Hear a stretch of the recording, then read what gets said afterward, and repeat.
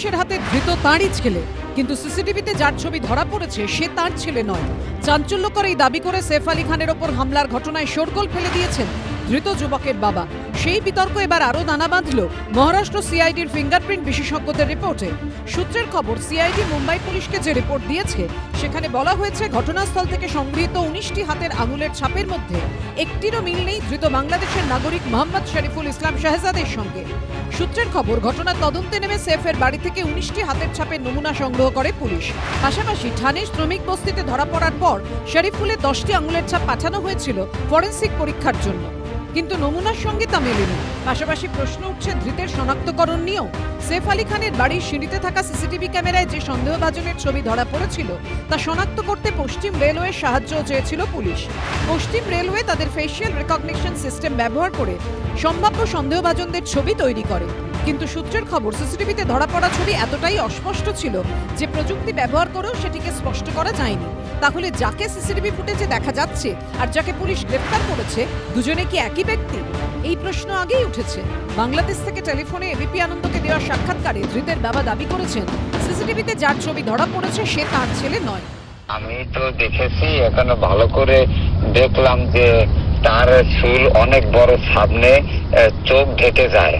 হ্যাঁ, কিন্তু এইরকম চোখ ঢাকা ছবি চুল আমার ছেলে রাখে না, এবং চেহারা অন্য ধরনের একটু দেখা যায়।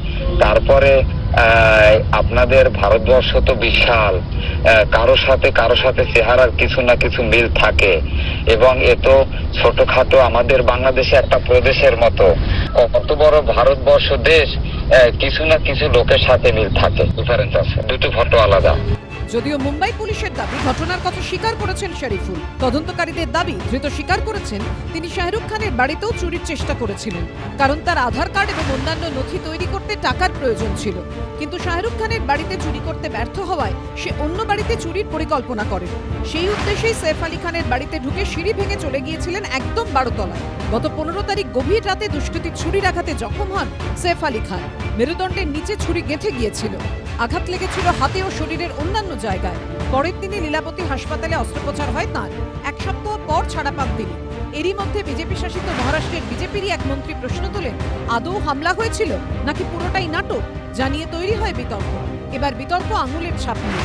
আদৌ শরীফুল সৈফের বাড়িতে হামলা চালিয়েছিলেন তো, নাকি শরীফুলের বাবার সন্দেহই ঠিক? প্রশ্ন উঠছে। এবিপি আনন্দ।